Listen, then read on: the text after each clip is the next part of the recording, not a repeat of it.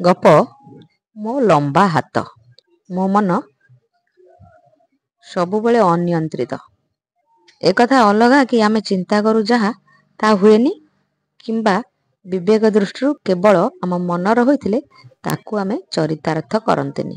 କିନ୍ତୁ ଚିନ୍ତା ତ ସମସ୍ତେ କରନ୍ତି। ମୋ ମନ ଭାରି ଦୁଷ୍ଟ, ଆଉ ଯେତିକି ଅଦରକାରୀ କଳ୍ପନା ହେଉଛି ତାରି। ସତେ ଯେମିତି ଗୋଟିଏ ନିହାତି ଛୋଟ ପିଲା। ସେ ଚାଲୁଛି ତ ଚାଲୁଛି, ଖେଳୁଛି ତ ଖେଳୁଛି, କାନ୍ଦୁଛି ତ କାନ୍ଦୁଛି, କିମ୍ବା ହସି ଯଦି ମନେ କରିଛି ହସି ଚାଲିଛି ଚାଲିଛି ଚାଲିଛି। ଆଚ୍ଛା କୁହନ୍ତୁ ତ, ଆପଣଙ୍କ ମନ ବି କ'ଣ ମୋ ମନ ପରି ଏମିତି ସବୁ ଭାବନ୍ତି? ଯେମିତି ରାସ୍ତାରେ ଯାଉ ଯାଉ କିଛି ଛୋଟ ପିଲା ମିଶି କ'ଣ ଗୋଟିଏ ଗାଉଁଲି ଖେଳ ଖେଳୁଛନ୍ତି, ତାଙ୍କ ସହ ମିଶି ଖେଳି ଦିଅନ୍ତି, ଖୁବ୍ ମଜା ନିଅନ୍ତି, ପାକଳ ବୟସରେ ବି କସିର ଅନୁଭୂତି ଗଢ଼ନ୍ତି। ଏବେ ଫଳ ଋତୁ ଚାଲିଛି ନା? ହଁ, ନାନାଦି ଫଳରେ ଗଛ ଏବେ ମଣ୍ଡିତ।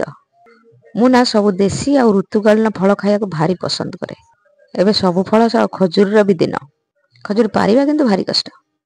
ଗଛରେ ଯେତେବେଳେ କାନ୍ଦି ଭର୍ତ୍ତି ଖଜୁରୀ କୋଳିକୁ ଚଢ଼େଇମାନେ କିଚିରି ମିଚିରି ହୋଇ ଖାଉଥାନ୍ତି, ମୁଁ ଗଛକୁ ଚାହିଁ ରୁହେ ନିରାଶ ହୋଇ। ଏତେ ବଡ଼ ଗଛରୁ କେମିତି ପାରିବି? ଖାବ ଖାବରିଆ ଗଛକୁ କଣ୍ଟା ଭର୍ତ୍ତି ପତ୍ର। ଏମିତି ପରିସ୍ଥିତିରେ ଆପଣମାନଙ୍କ ମନକୁ କ'ଣ ଆସେ କହିଲେ? ମୋ ମନକୁ କ'ଣ ଆସେ କହିଲେ? ମୋ ମନ କହେ ମୋ ହାତଟା ଲମ୍ବି ଯାଆନ୍ତା କି, ମୁଁ କାନ୍ଦି ଗୁଡ଼ାକୁ କାଟି ଆଣି ମନ ଭରି ଖାଆନ୍ତି। ଆଗରୁ କହିଛି ନା, ମୋର ଋତୁ ଅନୁଯାୟୀ ଫଳୁଥିବା ଫଳ ଗୁଡ଼ିକ ଭାରି ଲୋଭ। ତେଣୁ ଚଢ଼େଇମାନଙ୍କ ପାଇଁ ମାତ୍ର ଗୋଟିଏ କାନ୍ଦି ରଖି ବାକି ସବୁ ନେଇ ଆସନ୍ତି। ମୁଁ ଜାଣିଛି ଆପଣମାନେ ସବୁ ଚିନ୍ତା କରିପାରୁଥିବେ, କ'ଣ କ'ଣ ଆଧୁନିକ ରଣକୌଶଳ ପ୍ରୟୋଗ କରି ଖଜୁରୀ ପାରିହେବ ସେ କଥା ବି ଭାବି ପାରୁଥିବେ। କିନ୍ତୁ ଏ ହାତଟା ଲମ୍ବି ଯିବା କଥା କେବେ ବି ଭାବି ପାରିବେନି। କାରଣ ଏମିତି ସମାଜ ଅନୁପଯୋଗୀ କଥା ଆଉ ଏମିତି ଗୋଟିଏ ଅନୁପଯୋଗୀ କଳ୍ପନା ମୋ ପରି ଅଳ୍ପ ଉପଯୋଗୀ ମଣିଷମାନେ ହିଁ ଭାବି ପାରନ୍ତି। ପ୍ରକୃତରେ ମୁଁ ଅନେକ ସ୍ଥାନରେ ଭାବେ ଭୀଷ୍ମ ପିତାମହଙ୍କର ଯେମିତି ଇଚ୍ଛା ମୃତ୍ୟୁ ଥିଲା, ମୋର ସେମିତି ହାତଟା ଇଚ୍ଛା ମତେ ଲମ୍ବାଇ ପାରିବା ଆଉ ଛୋଟାଇ ପାରିବାର କ୍ଷମତା ରହିବାର ଦରକାର ଥିଲା। ଅନେକ ଘଟଣା ଦେଖି ମୁଁ ସ୍ୱତଃ ଅନୁଭବ କରୁଥିଲି କି ମୋର ଇଚ୍ଛା ହସ୍ତ ପ୍ରସାରିତ କରିବାର କ୍ଷମତା ନିହାତି ଦରକାର। କାରଣ ଯେତେବେଳେ ପ୍ରଭୁଙ୍କ ପାଇଁ ଫୁଲ ତୋଳିବା ସମୟରେ ଫୁଲର ଡାଳ ସବୁ ମୋ ହାତକୁ ପାଇନଥାଏ, ସେତେବେଳେ ଭାବେ ପୁଣି କୌଣସି ଜୀବଜନ୍ତୁକୁ ମୋ ହାତ ପାହାନ୍ତରୁ ଦୂରରେ ଅସହାୟ ଅବସ୍ଥାରେ ଫସି ଯାଇଥିବା ଦେଖିଲେ ସେ ସମୟରେ ବି ମୁଁ ଚାହେଁ ମୋ ହାତଟା ଲମ୍ବି ଯାଆନ୍ତା କି ମୁଁ ତାଙ୍କୁ କାଢ଼ି ଆଣନ୍ତି ସେଠାରୁ। ସେଇ କ୍ଷମତା ବି ମୋର ନଥାଏ।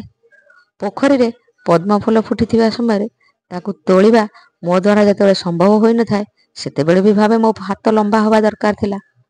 ଭିଡ଼ରେ ପ୍ରଭୁଙ୍କୁ ଦର୍ଶନ କରିବା ସମୟରେ ତାଙ୍କ ଚରଣ ସ୍ପର୍ଶ କରିବା କେବେ କେବେ ସମ୍ଭବ ହେଉନଥିଲା, ସେତେବେଳେ ବି ମୋତେ ଲାଗୁଥିଲା ମୋ ହାତଟା ଲମ୍ବା ହେବା ଦରକାର ଥିଲା। ଆହୁରି ମନେ ପଡ଼ୁନଥିବା ଅନେକ ସମୟରେ ମୋତେ ଲାଗେ ମୋ ହାତ ମୋ ଇଚ୍ଛାରେ ଲମ୍ବା ଓ ଛୋଟ ହେବା ଦରକାର ଥିଲା। ଆହୁରି ଅନେକ କଥା ବି ମୋତେ ଲାଗେ ମୋ ଇଚ୍ଛା ଅନୁସାରେ ମୋର ହେବା କଥା, କିନ୍ତୁ ହୋଇପାରି ନାହିଁ। ଧରନ୍ତୁ ମୁଁ ବଜାର ଯାଇଛି କିଛି ଗୋଟିଏ ଆଣିବାକୁ। ସେଠାରେ ଯାଇ ଦେଖିଲା ବେଳକୁ ସେ ଜିନିଷ ସହିତ ମୋର ଆଉ କିଛି ଜିନିଷ ବି ପସନ୍ଦ ଆସିଗଲା। ଖାଲି ପସନ୍ଦ ଆସିଲା ନାହିଁ, ମୋତେ ଜଣାଥିଲା କି ସେ ଜିନିଷ ବି ମୋ କାମ ପାଇଁ ଆବଶ୍ୟକ, କିନ୍ତୁ ମୋ ପାଖରେ ତାକୁ କିଣିବା ପାଇଁ ପଇସା ନାହିଁ। ସେମିତି ଅବସ୍ଥା ଯଦି ଆପଣଙ୍କର ହୋଇଥାନ୍ତା, ଆପଣ କ'ଣ ଭାବିଥାନ୍ତା? ମୁଁ ଜାଣିନି। ମୁଁ କ'ଣ ଭାବନ୍ତି ଜାଣନ୍ତି? ମୁଁ ଭାବେ ମୁଁ ଧରିଥିବା ପର୍ସଟା ଗୋଟାଏ ଅକ୍ଷୟ ପର୍ସରେ ପରିଣତ ହୋଇଯାଆନ୍ତା କି, ମୁଁ ଯେତେବେଳେ ଯେଉଁଠି ଯେତେ ଚାହାନ୍ତି ସେତେ ଖର୍ଚ୍ଚ କରିପାରନ୍ତି। ମୁଁ ଜାଣିଛି ଆପଣମାନେ ଏଇଟା ଭାବି ପାରିବେନି ଜମା ବି। ଏଇଟା ଭାବି ପାରନ୍ତି EMIରେ ନେଇ ଆସିବେ, Bai one get one offer କଥା ବି ଭାବି ପାରନ୍ତି, କିନ୍ତୁ ଅକ୍ଷୟ ପର୍ସ କଥା କେବେ ବି ଭାବି ପାରିବେ ନାହିଁ। ପୁଣି ଘରର ଯାବତୀୟ କାମ ଗୁଡ଼ିକ କରି କରି ଯେତେବେଳେ ଥକି ଯାଆନ୍ତି ଆପଣମାନେ, ସେତେବେଳେ କ'ଣ ଭାବନ୍ତି କୁହନ୍ତୁ ତ?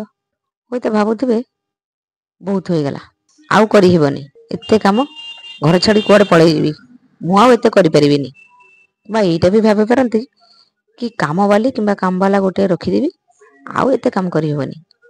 କିମ୍ବା ଯଦି ଯୌଥ ପରିବାର ହୋଇଥିବ, ତେବେ ଭାବୁଥିବେ କାମକୁ ଯୋଗ୍ୟତା ଅନୁସାରେ ବାଣ୍ଟି ଦେବାକୁ ହେବ। ମୁଁ କିନ୍ତୁ ଏସବୁ କୌଣସି ଗୋଟିଏ କଥା ବି ଭାବିପାରେ ନା। ମୁଁ ଭାବେ ମୋ ପାଖରେ କୌଣସି କିଛି ଯାଦୁ ଶକ୍ତି ଆସିଯାଆନ୍ତା କି, ମୁଁ ସବୁ କାମ ହାତ ମାରୁ ମାରୁ ସରିଯାଆନ୍ତା, ଆଉ କାହାକୁ କିଛି କରିବାକୁ ପଡ଼ନ୍ତା ନାହିଁ, ସମସ୍ତେ ଆରାମରେ ବସି ଶୋଇପାରନ୍ତେ। ପରିବାରରେ କ'ଣ ଦରକାର କି, ଟିକିଏ ହସ ଖୁସି ତ ନା କ'ଣ? ତେଣିକି ଯେଉଁ ସୂତ୍ରରୁ ଆସୁଛି ଆସୁ। ସତରେ ମୋ ଭାବନା ଟିକେ ଅଲଗା ନା? କ'ଣ କହିଲେ? ପୁରା ଅଲଗା? ହଁ ବା, ମୁଁ ପୁରା ଅଲଗା। ସତରେ ନା, ମୁଁ ପୁରା ଅଲଗା। ରହୁଛି, ନମସ୍କାର। ଲାଇକ୍ ଆଉ ସବସ୍କ୍ରାଇବ୍ ନିଶ୍ଚୟ କରିବେ। ଧନ୍ୟବାଦ।